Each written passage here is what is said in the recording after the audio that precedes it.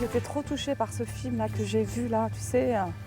Ça m'a tellement fait mal quand j'ai vu Jésus se faire crucifier à la croix, quand j'ai vu qu'il lui mettait des clous dans les mains, Saïd. Je crois que t'as pas compris. J'étais tellement triste, tu sais.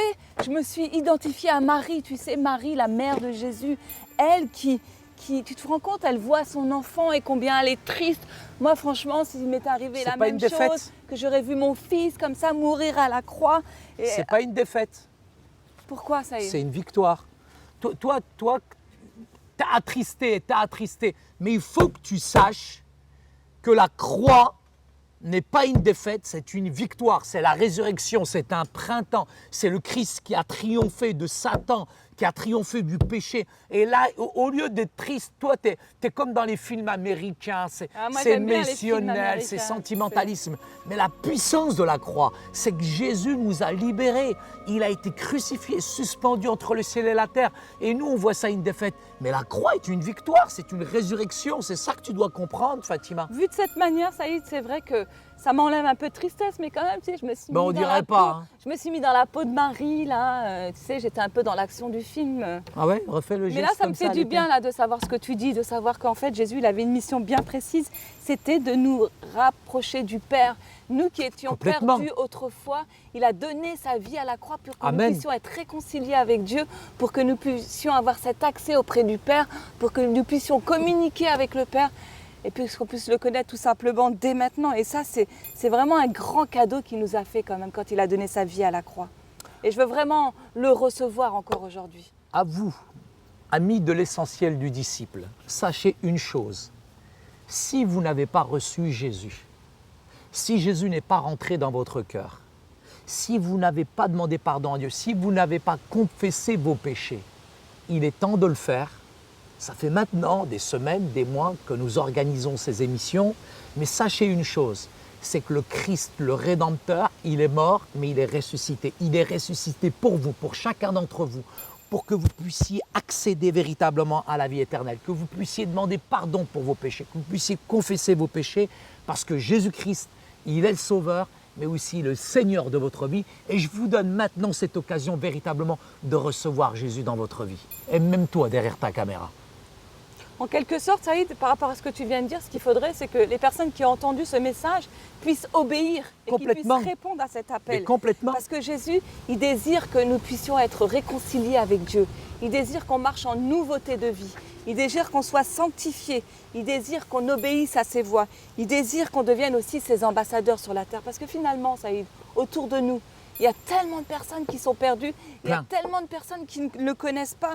Et ce qu'il veut, lui, Jésus, c'est qu'on soit en quelque sorte ses ambassadeurs aussi dans ce monde perdu. Et il cherche aussi que notre vie soit transformée et changée. Et c'est ça l'obéissance. Tu sais, il y a un texte dans la Bible qui dit dans Jean chapitre 14, verset 15, « Si vous m'aimez, gardez mes commandements. » Qu'est-ce que ça implique, Fatima? Ça implique en fait que de mettre en pratique ce que Jésus nous a laissé dans sa parole. Et c'est vraiment par amour pour Dieu qu'on veut mettre ça en pratique. C'est pas une loi tu sais, autrefois quand je pratiquais une religion et j'accomplissais mes œuvres pour peut-être un jour voir Dieu. Lui, ce qu'il veut, Jésus, c'est qu'on fasse ça en réponse à l'amour qu'on a pour lui. Ça s'appelle simplement une vie d'obéissance. Et il est dit dans 1 Samuel 15, 22, « L'Éternel trouve-t-il du plaisir dans les holocaustes et les sacrifices comme dans l'obéissance à la voix de l'Éternel ?» Absolument pas. Voici, l'obéissance, elle vaut mieux que tous les sacrifices. C'est pour ça que c'est cette vie d'obéissance, Fatima, qui entraîne véritablement l'adoration envers le Seigneur. Et tu peux lire le texte de Romains au chapitre 12, versets 1 et 2. Ça, c'est un texte intéressant qui va vraiment nous aider à mieux comprendre. Je vous exhorte donc, frères, par les compassions de Dieu, à offrir vos corps comme un sacrifice vivant, saint, agréable à Dieu, ce qui sera de votre part un culte raisonnable. Ne vous conformez pas au siècle présent, mais soyez transformés par le renouvellement de l'intelligence, afin que vous discerniez quelle est la volonté de Dieu, ce qui est bon, agréable et parfait. C'est une obéissance, Fatima, qui comporte le corps, l'âme et l'esprit. Et dans cette obéissance-là, on est en réalité en train de faire une chose qui est extraordinaire, c'est l'adoration. C'est une forme d'adoration, cette obéissance. C'est une forme de reconnaissance, Saïd. Tu sais, il y a un autre passage dans la Bible où Jésus a guéri 10 lépreux, dans Luc 17, les versets 14 à 16. « Allez vous montrer au sacrificateur. » Et pendant qu'il y allait, il arriva qu'ils furent guéris. L'un d'eux, se voyant guéri, revint sur ses pas, glorifiant Dieu à haute voix. Il tomba sur sa face aux pieds de Jésus et lui rendit grâce. Un seul est retourné dire merci. Jésus a demandé à l'homme qui est revenu, « Les 10 n'ont-ils pas été guéris? Et les 9 autres, où sont-ils? Ne s'est-il pas trouvé que cet étranger pour revenir et donner gloire à Dieu ?» Et manifestement, on voit que Jésus, il aurait dû être remercié par les 10, mais il n'y en a qu'un qui est revenu, Saïd, pour dire merci à Dieu. Tu te rends compte de l'antidote que nous avons aujourd'hui, c'est quand même un véritable miracle. Il y a des gens qui aujourd'hui ne sont pas conscients qu'ils ont un remède face à la maladie, qui est le véritable péché, qui finalement nous avilit, nous entraîne vers le bas. C'est comme cet homme qui finalement découvre cet antidote, mais qui le garde pour lui, ce serait quand même égoïste. Mais imagine, nous avons la vérité avec un grand V. Nous avons le remède contre la maladie qu'est le péché. Et égoïstement, nous gardons ces choses-là, c'est impossible. Jésus nous a libérés de nos transgressions. Il est venu supprimer cette maladie qu'est le péché. Et en plus, il nous donne une nouvelle vie. Et cette nouvelle vie, tu ne peux pas la garder pour toi. Non seulement il est la vie, il communique la vie, mais cette vie que nous avons reçue, nous devons vraiment la porter. Avec force et avec conviction. Il y a un texte biblique aussi qui pourrait appuyer oui, ce que tout à fait, dans Romains, le chapitre 6, le verset 12. Tu veux commencer à le lire? Oui. Que le péché ne règne donc point dans vos corps mortels et n'obéissez pas, nous dit la Bible, à ces convoitises. Ne livrez pas vos membres au péché comme des instruments d'iniquité, mais donnez vous-même à Dieu comme étant vivants, de mort que vous étiez, et offrez à Dieu vos membres comme des instruments de justice. C'est vivre une vie d'obéissance qui est motivée finalement, Fatima, par la gratitude. Et là, c'est une seconde chance. D'ailleurs, il y a un café à Montréal qui s'appelle le Café Seconde Chance. Tu sais, Saïd, finalement, ce que Jésus attend de nous, c'est pas qu'on vienne dire merci d'une façon machinale. Jésus a fait ça pour nous, donc je vais aller lui dire merci. Et si je lui dis pas merci, eh ben Jésus va m'en vouloir. Non, c'est pas ça. Ce que veut, c'est qu'on vienne à lui avec une attitude de remerciement et qu'on soit vraiment reconnaissant pour ce qu'il a fait dans notre vie. Et c'est ça la foi aussi.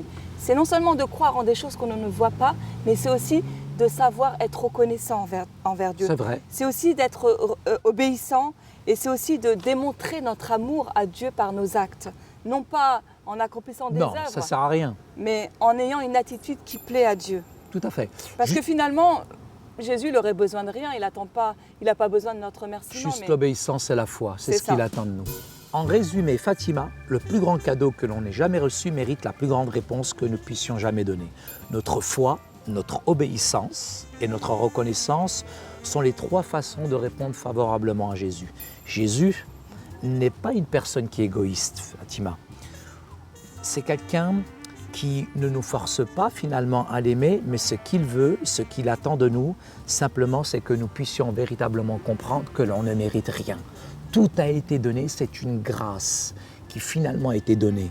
Bien que Jésus soit indépendant et n'ait besoin de rien de notre part, il prend quand même plaisir à un acte de louange, d'adoration, parce qu'il nous aime et il veut que nous vivons comme lui a vécu. Et ça, c'est vraiment marcher sur les traces de Jésus, qui est le véritablement sauveur. Finalement, son sacrifice à la croix, il apporte beaucoup plus que l'on croit finalement. Donc, est-ce que tu es triste? Est-ce que tu es heureuse? Est-ce que tu as véritablement compris la notion de la résurrection maintenant? Si je me mets dans la peau de Marie, je reste un peu triste, mais quand même, c'est quand même un cadeau magnifique qu'il nous a fait. J'ai vraiment envie de le remercier pour ce qu'il a fait. Et je vais vraiment croire, non seulement je vais croire, mais je vais être plus reconnaissante. Parce que finalement, je me rends compte que je suis arrivée dans une routine où je prends les choses comme elles viennent et je ne suis pas toujours reconnaissante envers Dieu. Il est mort, mais il est ressuscité.